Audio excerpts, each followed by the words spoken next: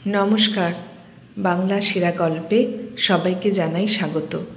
শুরু করছি আজকের গল্প। আজ পড়ে শোনাব প্রতিভা বসুর লেখা গল্প খণ্ডকাব্য। আমার 14 বছরের বিবাহিত জীবনে আমি কি করুণাকে কোনোদিন অবহেলা করেছি? ছেলে মেয়েদের সুখ দুঃখ সম্বন্ধে কোনোদিনও কি নিশ্চেতন ছিলাম? কিন্তু তবু কেন সংসার আমাকে শান্তি দিল না? কেন সমস্তটা জীবন একটা দুর্নিবার তৃষ্ণা নিয়ে জীবনের মধ্যাহ্নে এসে এত বড় একটা দুঃখের সৃষ্টি করলাম? এত বড় একটা অন্যায়, এত বড় একটা অপরাধের বোঝা মাথায় তুলে নিলাম। চেষ্টা করিনি নিজেকে ছাড়িয়ে আনতে, করুণার প্রতি যাতে কোনো রকম অকর্তব্য না হয় তার জন্য কি নিজের সমস্ত সুখ দুঃখের বিরুদ্ধে আমি লড়াই করিনি? তাছাড়া করুণাকে কি আমি ভালোবাসি না? এই 14 বছরের সাহচর্য কি আমার মনে একটা গভীর মমতার আসনও পেতে রাখেনি? কিন্তু তবু আজ আবার এতদিন পরে আমি তাকে দেখলাম তিনি তার সেই চিরপরিচিত মধুর ভঙ্গিতে দাঁড়িয়ে আছেন চৌরঙ্গীর কোনো এক স্টপে। উস্কো খুস্কো চুল, অযত্নে পরিপাটি একখানা রঙিন শাড়ির আবরণ, রোগা ছিপছিপে লীলায়িত শরীর, আর সেই প্রখর ব্যক্তিত্বশালী তীক্ষ্ণ আর স্নেহ মেশা উজ্জ্বল দুটি চোখ। ভাবিনি কথা বলবো, কিন্তু আমার অচেতন আমাকে টেনেছিল। আমি মূর্ছিতের মতো তার কাছে গিয়ে মাথা নিচু করে দাঁড়ালাম। মাথার কাপড়টা খসে গিয়েছিল। অভ্যস্ত হাতে সেটা তিনি মাথার উপর টেনে দিলেন। মনে হলো মুহূর্তের জন্য তার মুখে একটা নরম লাল আভা ছড়িয়ে পড়ল। ঈষৎ সলজ্জ মুখে মৃদু গলায় বললেন, কেমন আছেন? ঠিক 2 বছর পরে এই আমাদের আবার দেখা। আমার গলায় কথা আসছিল না। অফিস ফেরতা অবিন্যস্ত চেহারা সম্বন্ধে একটু অচেতন হয়ে নড়ে চড়ে দাঁড়ালাম। জবাব না দিয়ে একটু সময়ের জন্য তার মুখের উপর আমার চোখ রাখলাম। চলিত অর্থে করুণা কি ওর চেয়ে অনেক সুন্দর নয়? চিরকাল শুনেছি সৌন্দর্যই পুরুষের মনকে বিচলিত করে। সৌন্দর্যের তৃষ্ণায় পুরুষের চিরন্তন নেশা। কথাটার অসারতা সম্বন্ধে মনে মনে নিঃসংশয় হলাম। অবাধ্য চোখ সে মুখ থেকে সরতে চাইছিল না। শাসন দিয়ে তাকে নতদৃষ্টি করলাম। রুমালে মুখ মুছে অতিরিক্ত সহজ হয়ে বললাম, কি ভাগ্য, কতকাল পরে আপনার দেখা পেলাম। সেন কোথায়? কেমন আছেন? না, ওর শরীরটা ভালো নেই, আলসারে কষ্ট পাচ্ছেন। ও, একটা ইঞ্জেকশন কোথাও পাওয়া যাচ্ছে না, খুঁজে খুঁজে বেড়াচ্ছি। আমি কি কোনো কাজে লাগতে পারি? না, আর আপনাকে কত কষ্ট দেব। কথাটা তিনি কিভাবে বললেন জানি না। আমি মনে মনে কষ্টের অন্য অর্থ করলাম। নিঃশ্বাস ফেলে বললাম, কেউ কাউকে কষ্ট দেয় না, আমরা নিজেরাই নিজেদের দুঃখ রচনা করি। উপলক্ষ নিশ্চয়ই একটা থাকে। তা থাকে, তাহলে আমি তো সেই অপরাধে অপরাধী। আমার জীবনের সেটাই তো সবচেয়ে মহৎ অংশ। অনুরাধা দেবী। চকিতে তিনি আমার মুখের দিকে তাকালেন। বাস এলো। দ্রুত পায়ে তিনি উঠে যেতে যেতে আমার দিকে তাকিয়ে বললেন, আসুন। ভিড়ে ভারাক্রান্ত বাস, তাছাড়া আমার ট্রামের পাশ। কিন্তু তিনি আমাকে ডেকেছেন, সেখানে কি দ্বিধার প্রশ্ন ওঠে? লেডিস সিটটি খালি করে দুজন হতভাগ্য পুরুষ বিরস বদনে উঠে দাঁড়ালেন। আমি গিয়ে তার পাশে বসলাম। তারপর সমস্তটা পথ আমি যে তার পাশে বসেছি এই কথাটা আমি এক নিমেষের জন্য ভুলতে পারলাম না। বুকের মধ্যে অসহ্য বিদ্যুৎ স্পর্শ আমাকে নিঃসাড় করে রাখল। তাঁর মনের কথা জানি না। তিনি বাইরে মুখ ফিরিয়ে থাকলেন। আমার বাড়ির রাস্তা পেরিয়ে গেল। আমি নামলাম না। মনে মনে ভাবলাম, এই চলাই কেন আমার শেষ চলা হয় না? ইনি যখন উঠে যাবেন আমার পাশ থেকে, তারপরেও কেন আমি সেই সঙ্গে সঙ্গে লুপ্ত হয়ে যাব না এই দুঃখ আর ব্যর্থতায় ভরা পার্থিব সংসার থেকে? একসময় স্মিতহাস্যে তিনি বিদায় নিলেন। আমি দুই তৃষিত চোখ মেলে তাকিয়ে রইলাম তার দিকে। কোথায় গেলেন তিনি? কত দূর তাঁর বাড়ি? কোন রাস্তা? কত নম্বর? কিছুই আমার জানা হলো না। আমি কোথায় যাব তাও তিনি জানলেন না। এই বিরাট শহরে আবার কবে আমি দৈবের দয়ায় তার দেখা পাব, কে বলে দেবে সে কথা? তার পাশে যতক্ষণ বসেছিলাম, বুকের কম্পনের সঙ্গে সঙ্গে এ ইচ্ছেটা আমাকে কতবার পীড়া দিয়েছে, কিন্তু আমি কিছুতেই জানতে চাইনি তার ঠিকানা কি। আমি জানি, তাহলে আবার আমার অজান্তেই প্রত্যহ সেই ঠিকানায় গিয়ে হাজির হব। দিনান্তে তাকে দেখবার লোভ আমি কিছুতেই সামলাতে পারবো না। 21 বছর বয়সে বিয়ে করেছি। একটু উশৃঙ্খল ছিলাম। কাব্যে বর্ণিত কবির মতো আমার স্বভাব। বন্ধুদের সঙ্গে সময়ে অসময়ে আড্ডা দিয়েছি। কখনো নিরালা নির্জনে বসে একা একাই সমস্ত রাত কাটিয়েছি। মনে হলে সমস্ত দিন বন্ধ ঘরে কবিতার বই বুকে নিয়েও দিন কেটেছে। ছাত্র হিসেবে তুখোড় ছিলাম, কিন্তু অনিচ্ছার জোরে পরীক্ষার ফল কিছুতেই ভালো করিনি। শুনেছি আমি জিনিয়াস, হতে পারে। একসময় বাঁ হাত দিয়েও যা লিখেছি তাই নিয়েই তো ছাত্রমহল মেতে উঠেছে। আমার আকার প্রকার নকল করবার লোকেরও অভাব ছিল না। আমি মানুষটা উদ্দাম, সলজ্জ সুকণ্ঠ হওয়াকে আমি কাপুরুষতা মনে করেছি। অল্প বয়সে মা মারা যান। বাবা ছিলেন স্নেহশীল। ইচ্ছাতে বাধা না পেয়ে পেয়ে উদ্দামতা যখন চরমে ঠেকল, তখনই বাবা বিয়ে দিলেন। কিছু যে অনিচ্ছা ছিল তাও না, কোনো স্বপ্নও ছিল না। শুনলাম বউ সুন্দরী, কৌতূহল বোধ করলাম না। সুন্দর মেয়ের প্রতি আমার লোভ ছিল না। আসলে কোনো মেয়ের প্রতি আমার লোভ ছিল না। মেয়েরা আমার কাছে খেলার মতো। ইচ্ছে করলেই তাদের জয় করতে পারি। সে জয়ে কোনো কৃতিত্ব ছিল না বলে তার প্রতি আকর্ষণ আমার শিথিল ছিল। বিয়ের প্রথম রাত্রে প্রদীপের স্বপ্নালোকে আমি যখন করুণাকে দেখেছিলাম, ভালো লেগেছিল। সাগ্রহে হাত বাড়িয়েছিলাম তার দিকে, কিন্তু স্পর্শ করবার সঙ্গে সঙ্গেই আমার সমস্ত উৎসাহ স্তিমিত হয়ে এলো। আমি তখনই জেনেছিলাম এ আমার চাওয়ার পাওয়া নয়। কি চাই তা জানি না, কিন্তু আমি যে পেলাম না তা বুঝেছিলাম। একটি মেয়ের শরীরের স্বাদ নিতান্ত জৈব কারণেই আমাকে আকর্ষণ করল। অপূর্ব অনির্দেশ্য কোনো ঐশ্বরিক আনন্দ আমি সেখানে আবিষ্কার করতে পারলাম না।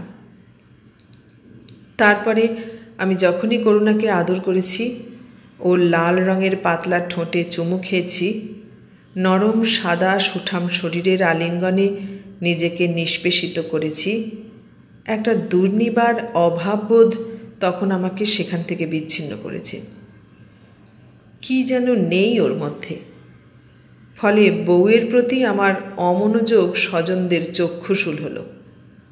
বাবা বললেন, এমন বারমুখো ছেলেকে নাকি কোনো মেয়েই ঘরে বাঁধতে পারে না, তা নইলে এমন লক্ষ্মী। আমি জানি ও ভালো মেয়ে, শান্ত, বাধ্য, নম্র। আমার প্রতি ওর অখণ্ড মনোযোগ। ও জানে আমি ওর স্বামী, ইহকাল পরকালের পরম দেবতা। আমি এও জানি বিপদের দিনে করুণার চাইতে বড় বন্ধু আমার কেউ নেই। আর সেই জন্য আমিও ওকে দয়া করি, মমতা করি, স্নেহ করি, কিন্তু আকর্ষণ বোধ করি না। আমার অশান্ত আত্মার সহচরী ও নয়, ও ও হতে পারে না। ওর মধ্যে আমাকে আকর্ষণ করবার মতো তিলতম শক্তিও নেই। কিন্তু করুণা অসুখী হলো না, বরং ওর মনে হয়েছিল স্বামী ভাগ্যে ও কোনো কোনো মেয়ের ঈর্ষাভাজনই হতে পারে। স্বামী সম্বন্ধে কয়েকটি নীতি ওর জানা ছিল। দুশ্চরিত্র হবে না, মদ খাবে না, স্ত্রীকে অকারণে গালিগালাজ করবে না, কিনে কেটে এনে দেবে, সিনেমা থিয়েটারে নিয়ে যাবে। বলাই বাহুল্য, ইচ্ছায় না হোক অনিচ্ছায়ও আমি ওর প্রতি এই কর্তব্যগুলো পালন করতাম। আমি জানি ওকে যে আমার মনটা দিতে পারলাম না সেজন্যে ওর দুঃখবোধ নেই, কিন্তু আমার আছে। আমি তাই এভাবেই ওকে সুখী করবার চেষ্টা করলাম। পুরুষ মানুষ স্ত্রীলোকের আঁচল ধরা না হওয়াই ভালো, এ উক্তি আমার স্ত্রীর মুখে প্রায় শুনেছি। ননদিনীদের সঙ্গে নিন্দাচর্চার আসরে ও প্রায় বলতো, পুরুষ মানুষ যতক্ষণ বাইরে থাকে ততক্ষণই নিরিবিলি। কোনো একদিন অভিমান ভরে বলেছিলাম, আমি যত দূরে থাকি ততই তাহলে ভালো। স্ত্রী বিগলিত হয়ে বলল, না গো না, স্বামী সঙ্গের মতো পুণ্য আছে নাকি? পুণ্য? মনটা নিমেষে বিষ হয়ে গেল। আমি কি ওর পুণ্যের কাণ্ডারি হয়েই থাকতে চাই? আমার মুখের পরিবর্তনে ঘাবড়ে গিয়ে বলল, রাগ করলে? না। তবে মুখ অমন করলে কেন? এমনি। না, এমনি না। আমি জানি আমাকে তোমার একটুও পছন্দ হয়নি। আমি যা বলি তাই। কথা শেষ না করে ও চোখে আঁচল দিল। বিরক্তিতে আমার সমস্ত চিত্ত বিমুখ হয়ে উঠল। ঘন ঘন ছেলেপুলে হতে লাগলো আমাদের। বছর বছর সন্তান ধারণের চাপে আর পালনের চাপে আমার সঙ্গে সম্পর্কটা করুণা আরও সুদূর করে আনলো। ক্রমে রাত্রিবেলা একসঙ্গে শোয়া ছাড়া অন্য সহযোগিতা প্রায় মুছেই গেল আমাদের জীবন থেকে। মনে করেছিলাম সাহিত্যিক হয়ে জন্মেছি, বিধাতার প্রচণ্ড আশীর্বাদের অধিকারী হয়েছি, অতএব আমার জীবন অন্য সকলের চাইতে স্বতন্ত্র। আমি আলাদা, আমি অনন্য সাধারণ। আমি কি মিশে যেতে পারি সংসারের ভিড়ে? সহস্র সঙ্গের মধ্যেও আমি একা। কিন্তু কার্যকালে সবই উল্টে গেল। বছরে 4টে গল্প লিখে সময় সুযোগ মতো বসে বসে 5 মাস ধরে একখানা উপন্যাস রচনা করে ছেলেদের দুধ জোটানো সম্ভব হলো না, বরং লিখে লিখে যে কাগজ নষ্ট করব তা বিক্রি করলে 3 দিনের বাজার আসতে পারে। শান্ত স্বভাব করুণা মাতৃত্বের ফলে খিটখিটে হয়ে উঠল। প্রতিভা কথাটা তার বুদ্ধির অগম্য। মানুষকে সে ধন দিয়ে, জন দিয়ে আর প্রচলিত অর্থে বিদ্যা দিয়ে বিচার করে। আমার মধ্যে এই 3টিরই অভাব আস্তে আস্তে তাকে পীড়া দিতে লাগলো। আমি যখন উদাস দৃষ্টি মেলে আকাশের দিকে তাকিয়ে থাকি, কোনো বই পড়তে পড়তে আমার মন যখন একটা অপার্থিব আনন্দে আর দুঃখে অভিভূত হয়ে ওঠে, মনে মনে যখন আমি মহৎ একটি সৃষ্টির প্রেরণায় নিঝুম হয়ে বসে থাকি, ও তখন ছেলেকে ঘুম পাড়াতে পাড়াতে আমাকে বকে, অলস, নিষ্কর্মা, বিদ্যাহীন। হঠাৎ সচকিত হয়ে তার মুখের দিকে তাকাই। মৃত্যুর মতো একটা হিমশীতল স্পর্শ যেন তার মুখ থেকে বেরিয়ে এসে আমার বুক বেয়ে বেয়ে কোথায় নেমে যায়। গলা বন্ধ হয়ে আসে। কিচ্ছু বলি না, চুপ করে উঠে দাঁড়াই, জামা গায়ে দিয়ে বেরিয়ে যাই। যখন ফিরি তখন করুণার শ্রান্ত শরীর ঘুমের আবেশে গভীর। হয়তো আমাদের বছর বছর ছেলেপুলে হতো না যদি করুণার সঙ্গে সম্পর্কটায় আমার মনেরও কিছু যোগাযোগ থাকত। ওর সঙ্গে কথাবার্তার পরিধি আমার এতই সংক্ষিপ্ত ছিল যে বন্ধুতার কোনো অবকাশই আমি সেখানে খুঁজে পাইনি। চেষ্টা করেছি, ফল হয়নি। আমাকেও স্বামী হিসাবেই দেখত, মানুষ হিসেবে নয়। স্বামীর সঙ্গে স্ত্রীর কর্তব্য পালনে সে বিমুখ ছিল না বলেই ছেলেপুলের সংখ্যা একটু বেড়ে গিয়েছিল। ও যদি আমার সঙ্গে একটু ঝগড়া করত, নিজের অস্তিত্বটা জানাবার জন্য যদি তিল পরিমাণ পরিশ্রম করত, তবু যেন আমি কিছু খুঁজে পেতাম ওর কাছে। কিন্তু সে দিকটা ওর বোবা। দোষ ওর নয়, আমারই। আমি সকলের চাইতে অদ্ভুত, ও তো আর সকলের মতোই। হয়তো একজন সাধারণ স্বামীর পক্ষে ওর মতো স্ত্রী পাওয়া নিতান্তই ভাগ্যের কথা হতো। আমার সঙ্গে যুক্ত হয়েই এমন হলো। আসলে বিয়ে করাই আমার উচিত ছিল না। অপেক্ষা করা উচিত ছিল সেই মেয়ের জন্য, যার পদক্ষেপে আমার সমস্ত জীবন ফলে ফুলে সমৃদ্ধ হয়ে উঠত, যে সত্যিই আমাকে ফোটাতে পারত। মা পাখি যেমন তা দিয়ে তার সন্তানকে ফোটায়, স্বামীকে বিকশিত করতে স্ত্রীরও ঠিক ততখানি উত্তাপেরই প্রয়োজন। এ দুটোই কি সমান পর্যায়ে পড়ে না? জীবনের সমস্ত আনন্দ উপভোগেই কি একজন মেয়ের সংস্পর্শ অপরিহার্য নয়? ভালোবাসাই আমাদের মানুষ করে, তার অভাবে জীবন শুষ্ক, ব্যর্থ।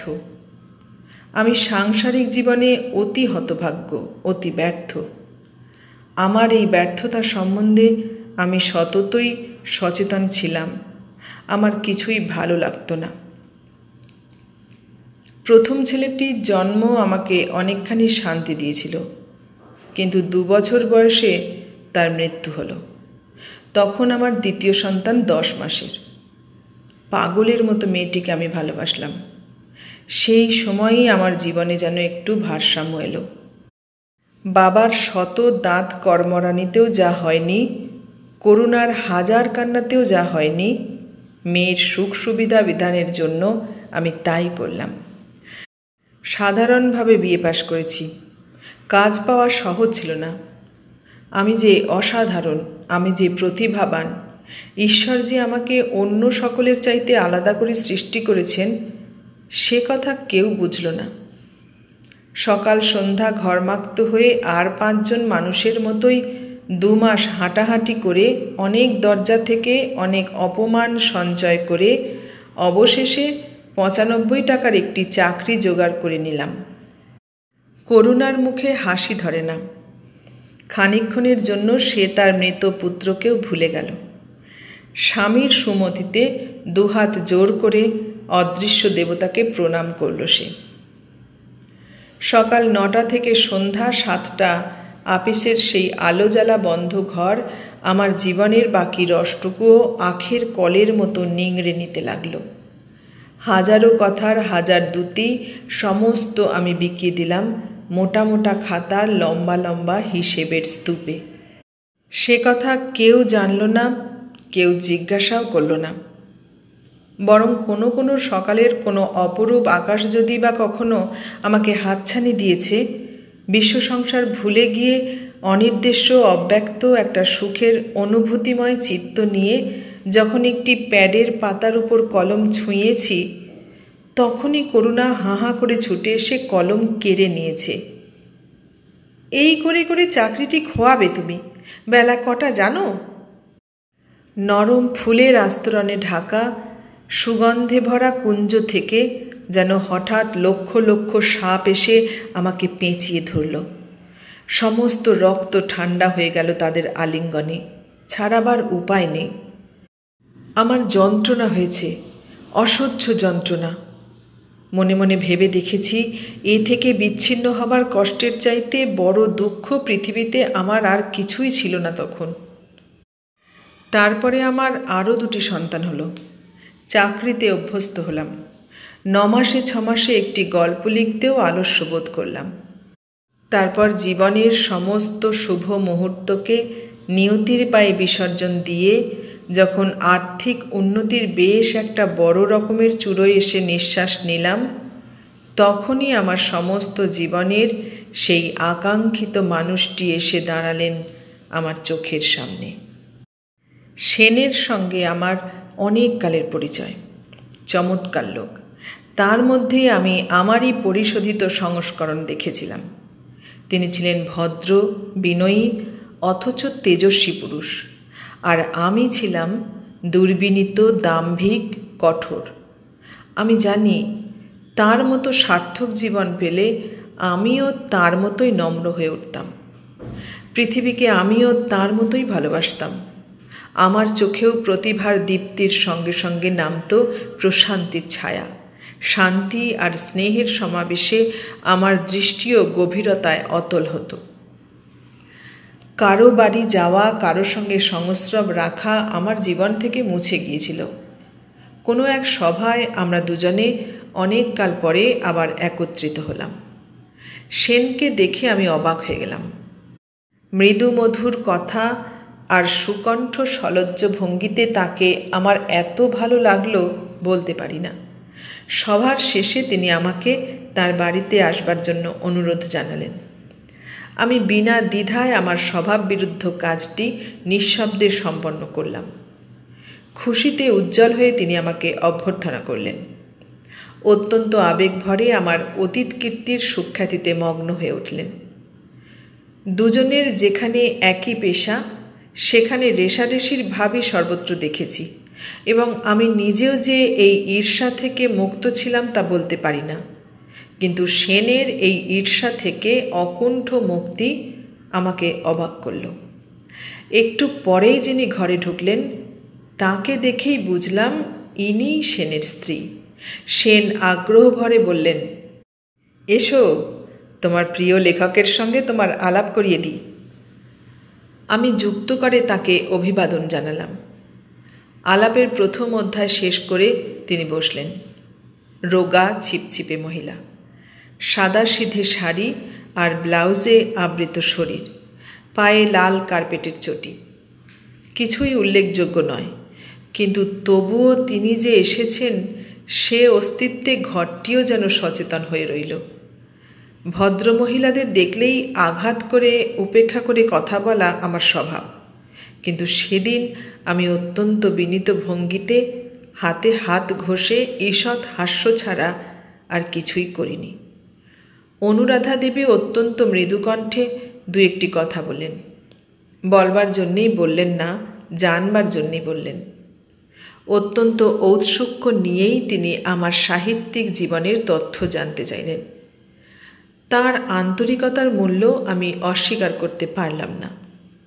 যখন বাড়ি ফিরলাম, ওদের স্বামী স্ত্রীর যুক্ত জীবনের একটা পরম শান্তির হাওয়া যে আমাকেও স্পর্শ করেছে সেটা বেশ স্পষ্ট করেই বুঝতে পেরেছিলাম। ওরা যে সুখী, এ কথাটা আমার বুকের মধ্যেও যেন একটা সুখের আবেগ আনল। চুপ করে শুয়ে শুয়ে অনেক রাত পর্যন্ত ওদের কথাই ভাবলাম। সেনের সুন্দর জীবনের পিছনে যে অতখানি শান্তি আছে তা ভেবে ভালো লাগলো। যে অভাববোধে নিজে প্রতিনিয়ত দগ্ধ হচ্ছি তা থেকে একজনকে মুক্ত দেখে আনন্দ হলো। মনে মনে বললাম, ঈশ্বর ওদের সুখ অক্ষুণ্ণ করো। শনিবার আপিস তাড়াতাড়ি ছুটি হলো এবং কোনো এক অদৃশ্য শক্তি আমাকে আবার সেনের বাড়িতে টেনে আনলো। দুজনের আন্তরিক অভ্যর্থনায় আমি অভিনন্দিত হলাম। সময়ের উপর এরা সীমা টানেননি। বন্ধুতার উত্তাপে আমাকে অনির্দিষ্টকাল পর্যন্ত অভিভূত করে রাখলেন। সহসা ঘড়ির দিকে তাকিয়েই আমি উঠে দাঁড়ালাম। দরজা পর্যন্ত এসে ওরা আমাকে বিদায় দিলেন। আমি সেই অবকাশে অনুরাধা দেবীকে ভালো করে দেখলাম। তার মাঝারি আকারে দুটি চোখের তারার ঔজ্জ্বল্য আমার অন্তরকে বিদ্ধ করল। আমি জানলাম এই সেই মেয়ে, সমস্ত জীবন ধরে আমি যাকে খুঁজে বেড়াচ্ছি। অত্যন্ত নির্দোষ ভালোবাসা। যিনি আমার আত্মার প্রিয় অধীশ্বরী, তাকে যে আমি আমার দৈহিক জীবনে পেলাম না, এ নিয়ে আমার মনে কখনো কোনো অভিযোগ আসেনি। কিন্তু তাকে আমি না দেখেও থাকতে পারতাম না। তিনি যে আমার, এই কথাটা যেন হৃদয়ের গভীরে মোটা মোটা অক্ষরে লেখা হয়ে গেল। আমার কত ব্যর্থ সন্ধ্যা আবার মধুরতায় ভরে উঠল ওদের সংস্পর্শে।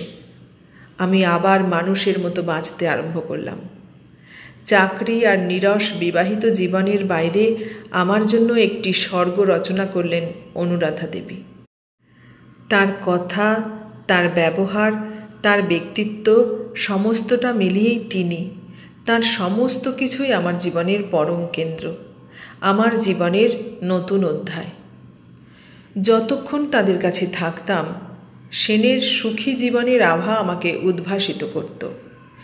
অনুরাধা দেবীর পরিচ্ছন্ন বুদ্ধি আমাকে সম্মোহিত করত। সময় যে কেমন করে গড়াতো আমি জানি না। নিতান্তই না উঠলে নয় এমন একটি সময়ে নিজেকে জোর করে আমি বিচ্ছিন্ন করতাম। বাড়ি ফিরে ঢাকা ভাত খেয়ে শুতে যেতাম। করুণা ঘুমের মধ্যেই আড়মোড়া ভেঙে বলতো, এলে, রোজ রোজ এত রাত করে ফেরো কেন?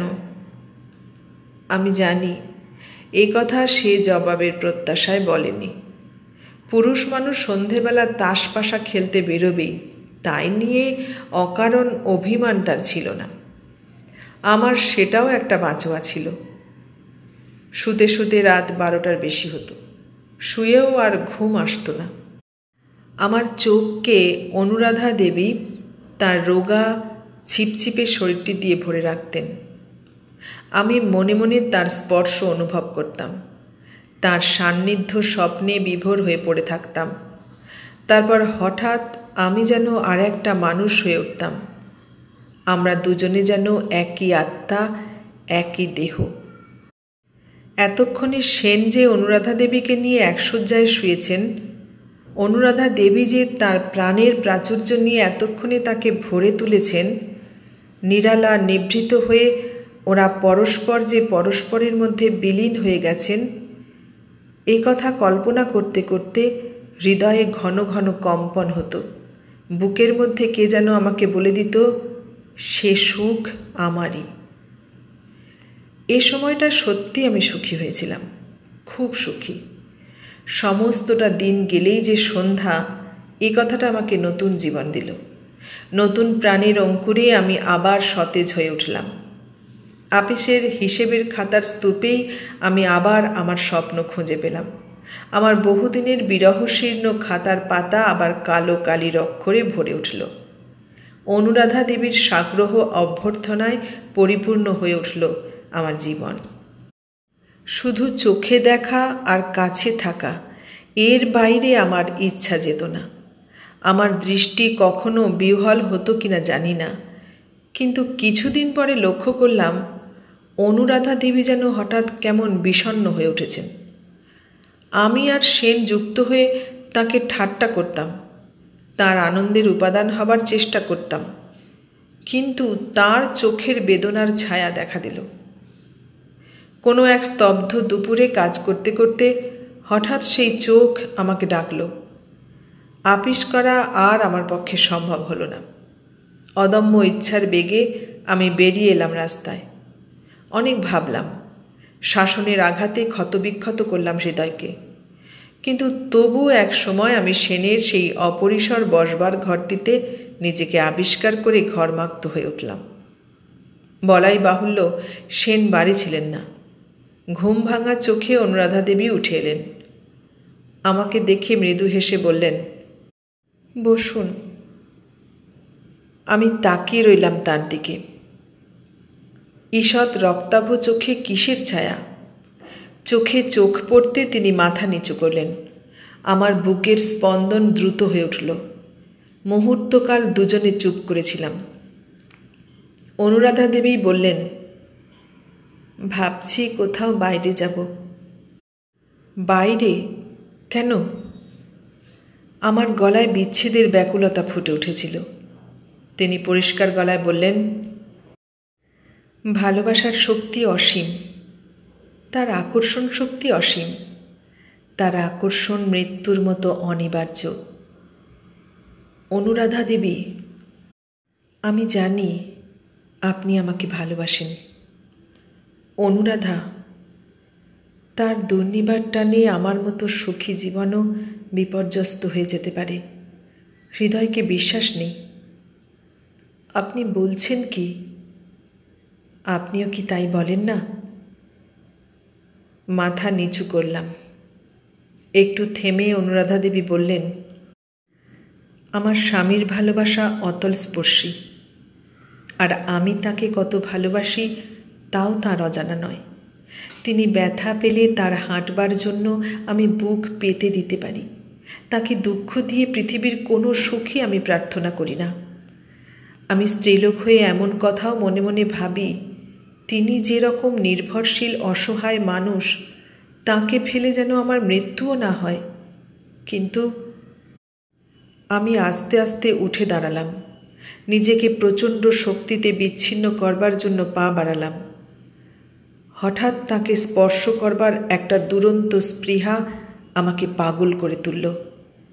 মুহূর্তের ভ্রান্তিতে আবার ফিরে দাঁড়ালাম। তার তৃষিত চোখ থেকে ফোঁটা ফোঁটা জল গড়িয়ে পড়ছে। যুক্ত দুটি হাত মৃত্যুর মতো স্তব্ধ। আমি মানুষ, তিনি দেবী, তাকে আমি ছোঁব কেমন করে? বিমুগ্ধ দৃষ্টিতে তাকিয়েছিলাম। আস্তে আস্তে তিনি যুক্ত কর খুলে আমার দিকে এগিয়ে এলেন। হাত বাড়িয়ে বললেন, আমাকে স্পর্শ করে বলুন, এই দেখাই শেষ দেখা হোক। নিঃশব্দে আমি তাকে স্পর্শ করলাম। শিথিল পায়ে বেরিয়ে এলাম রাস্তায়। তারপর এই 2 বছর পরে আবার তাকে দেখলাম আমি। 2 বছর কতটুকু সময়? 200 যুগ কাটলেও কি আমি আমার আত্মাকে ভুলে যেতে পারি? তিনিই তো আমার আত্মা, তিনিই তো সততই আমার হৃদয়ে আছেন। তবু কেন জ্বলে যায়, পুড়ে পুড়ে ছাই হয়ে যায়? কেন এই চকিত দেখায় আবার হৃদয় উদ্বেলিত হয়ে ওঠে? হে আমার অশান্ত আত্মা, শান্ত হও, স্তব্ধ হও। একটুখানির জন্য ভুলে যেতে দাও সব। এতক্ষণ শুনলে প্রতিভা বসুর লেখা গল্প খণ্ডকাব্য। গল্পটা কেমন লাগলো? ভালো লাগলে লাইক, কমেন্ট, শেয়ার করো। আর নতুন বন্ধু হলে সাবস্ক্রাইব করার অনুরোধ রইল। সবাইকে অনেক ধন্যবাদ জানিয়ে আজ এখানেই শেষ করলাম।